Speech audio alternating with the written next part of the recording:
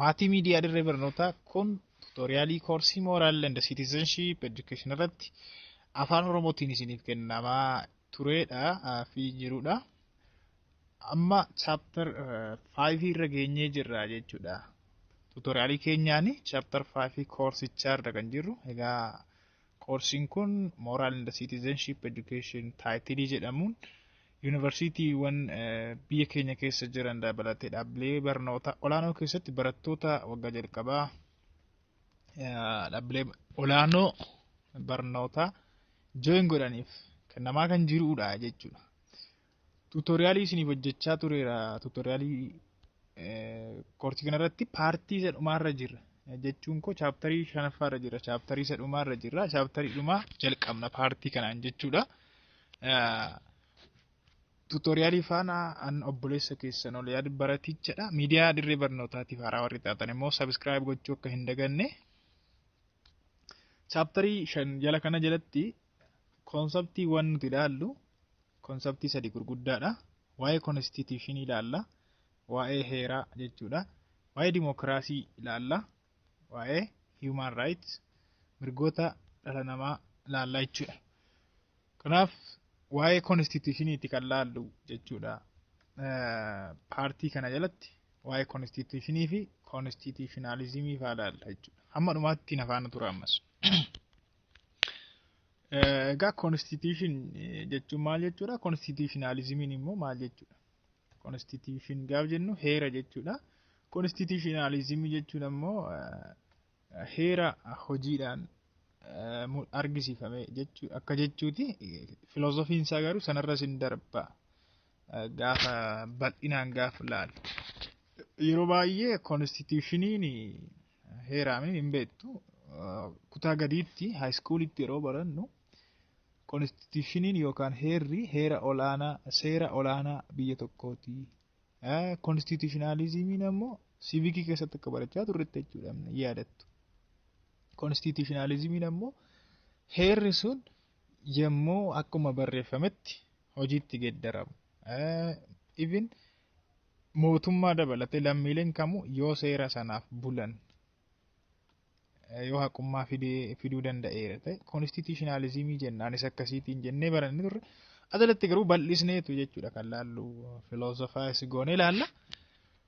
Kun waa'ee constitutionalismii ammoo tuutoriyaalii biraatiin sirriitti bal'inaan filoosofaayii goone filoosofiidhaan constitutionalismii versus dimokiraasii fa'aa jennee ilaalla yeroo bira.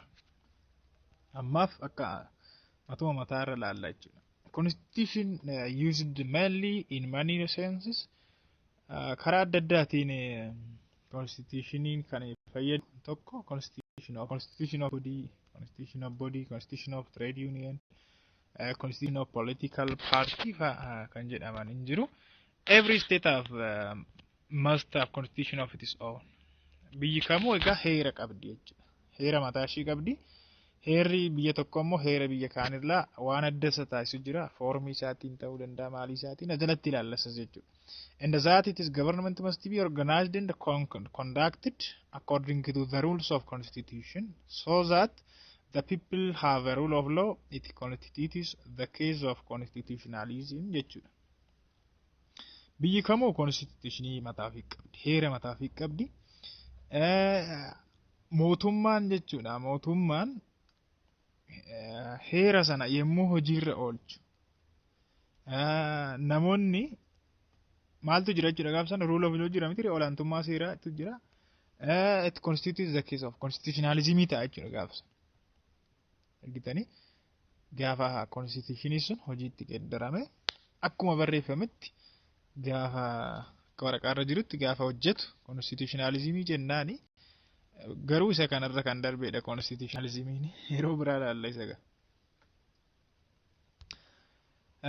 Peculiar features of constitution. Amala constitutionii ilaalla jechuudha jalatti. Amala constitutionii ilaalla. With a few exceptions, all constitutions contain some common elements.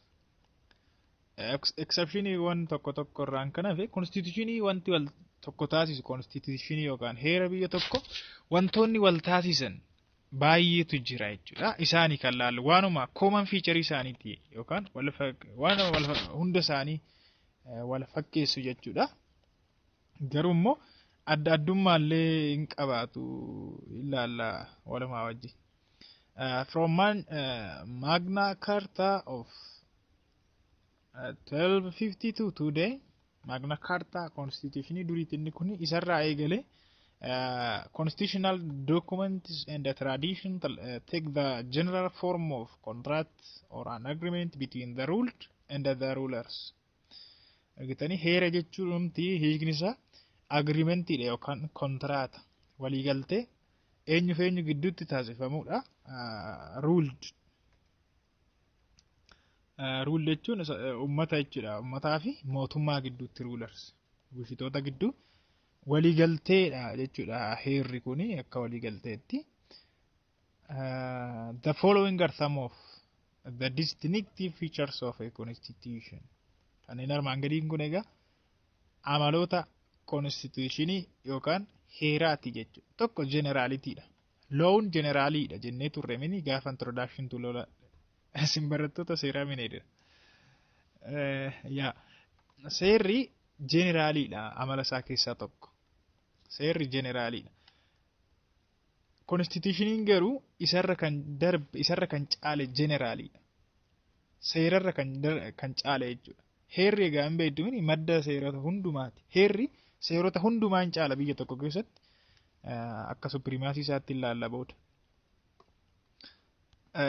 Generaliidha jechuudha. Jechuun tokkoon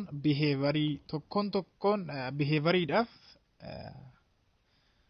seera hin baasu jechuudha. Hin baasu. Fakkeenyaaf generaliidha gaafa jennu constitutioniin tokko balkii akka hin taaneef baay'ee akka balkii hin taaneef hubachuudhaaf akka nama hin rakkifneef generalii baasa.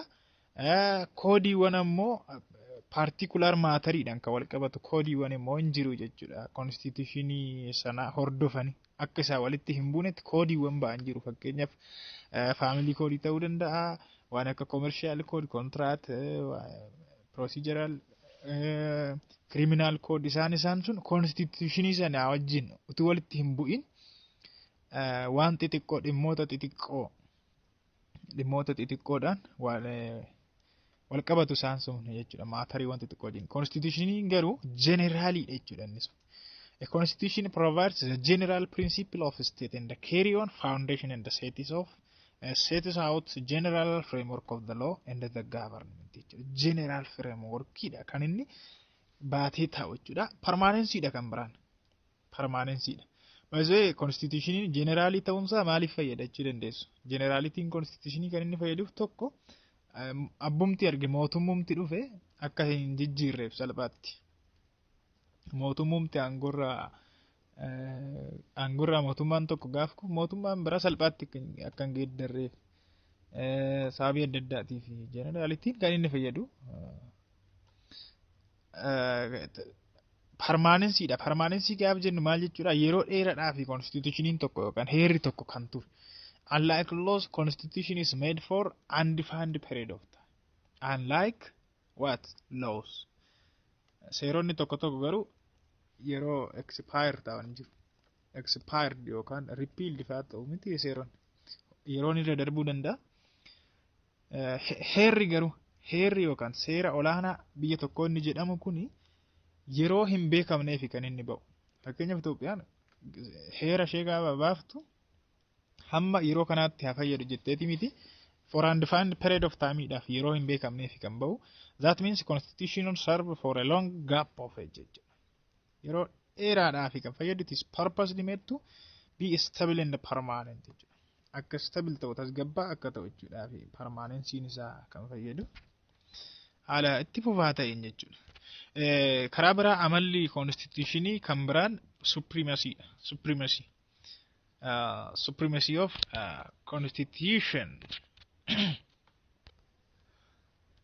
Supremacy of constitution gaaf jennu immoo olaantummaa heeraa jechuu keenya miti. Olaantummaa heeraa. Heerri seera olaanaa biyya tokkoo ta'e jenne seerota hundumaaf heerri mataadha jechuudha. Heerarkii isaanii yookaan hariiroo isaanii gaaf laallu caaseffama isaanii heerri mataa gubbaa jira jechuudha. they are supreme laws. Seera olaanaa isa jennu supreme laws. Heerri supreme law biyya tokkooti. Taking precedence over all others and defining how all the others should be made jechuudha. Seeronni kamuu akkaataa itti bahuu qaban lafa kaa'a. Constitutioniin jechuudha. Aangoo olaanaa qaba. Garuu still exceptioniitu jira. With a few exceptions jennee ramanii asitti jechuun hundaaf hin hojjetu supremaasiin relativeidha. Saayinsii seeraa keessatti supremaasiin relativeidha. Gaaf jennu heeronni tokko tokko supremaasii ta'uu isaanii hin dubbatan. Supremii ta'uu isaanii hin dubbatan. Hin himan nutti jechuudha.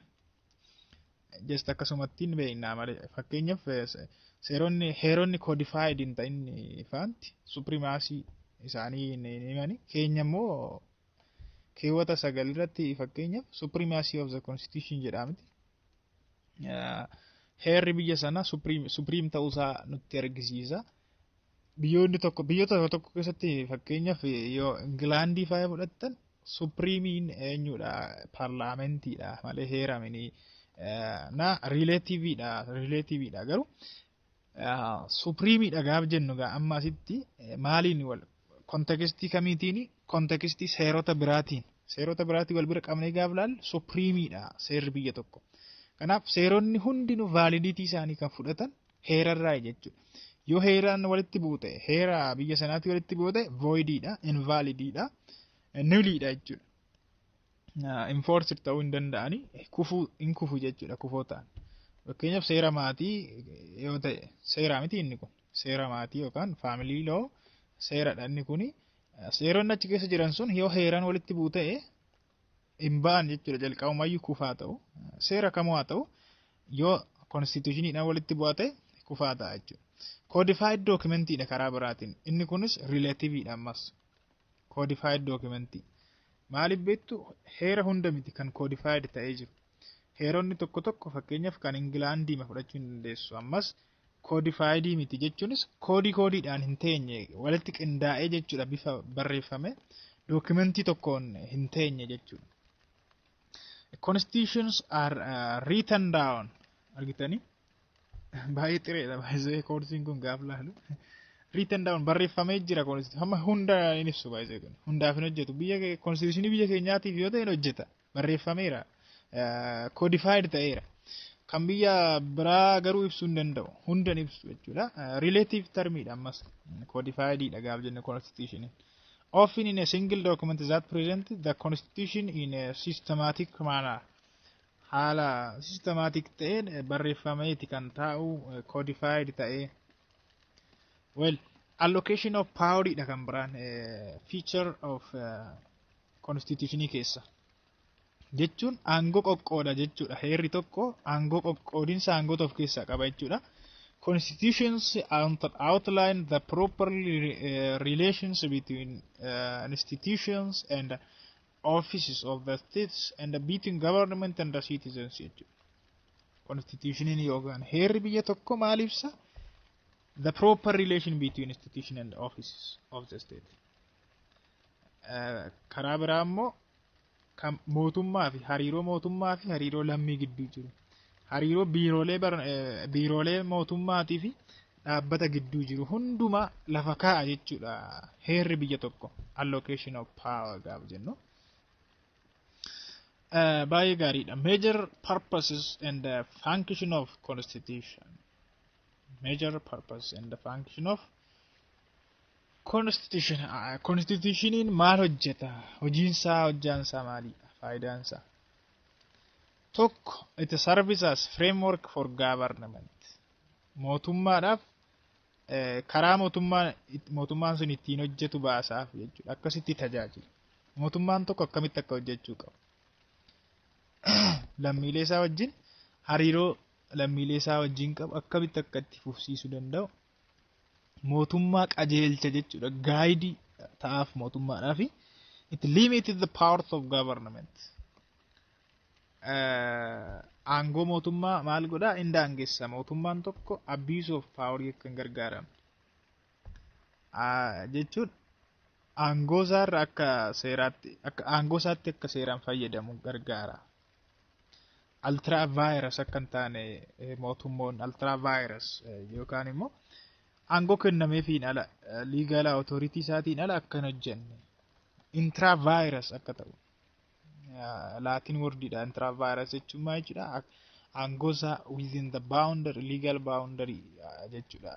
Aangoo isaatti isaaf kenname aangoo ofii seeraan akka itti fayyadamu jechuudha. Kanaaf aangoo mootummaa hin daangeessa jechuudha. Constitutioniin parpasii lammaffaadha. Inni sadaffaan immoo it protects individual and the collective rights of citizens. mirgoota lammiilee in eega jechuudha. Collective right kan jennu mirga akka lammiitti kan waliin qaban mirga waloo kan ta'an jiru. Fakkeenyaaf amantaa fa'aa yoo fudhattan mirga waliiniiti kan dhuunfaatis ta'uu ni danda'a garuu collective right mirga waliin qabanidha. Individual rightiinis hin jira mirgoota kana hundumaa lammiileedhaaf eega jechuudha. Constitutioniin karaa biraa it serves as the supreme or highest law of a country akka heera olaanaa biyya tokkotti tajaajila. Heera olaanaa biyya tokkotti tajaajila. Heeronni kaan immoo validity isaanii achirraa fudhatu jechuudha. Sirrummaa isaanii. To provide government legitimacy or stability. Sirrummaa mootummaa tokko legitimacy mootummaadhaaf kenna jechuudha. Mootummaan tokko legitimacy isaa kan fudhatu constitution irraa jechuudha. Constitution blueprint is for establish values and the goals. Armaan gadii kana jechuudha. Armaan olitti ilaalle kanadha walumaa galatti. Constitution blueprint is for establishing values and the goals. Duudhaawwan establish godha jechuudha. Baay'ee murteessaa kan ta'edha. Duudhaalee adda addaa establish gochuudhaaf constitutioniin biyya tokko itti aansinee paartii itti aanuun kana wajjin laallu. Okay, paartii makanaan xumurraa classification of constitutionii xumurra paartii kanaani akka nu jalaan dheeranneef balkii akka hin taaneef baay'isaan biraamini paartiitti qooduun keenya hin beektu. Constitutionii egaa akkaataa adda addaatiin classify gochuu hin dandeenya. Constitutionii akkaataa adda addaatiin qoqqooduu hin dandeenya.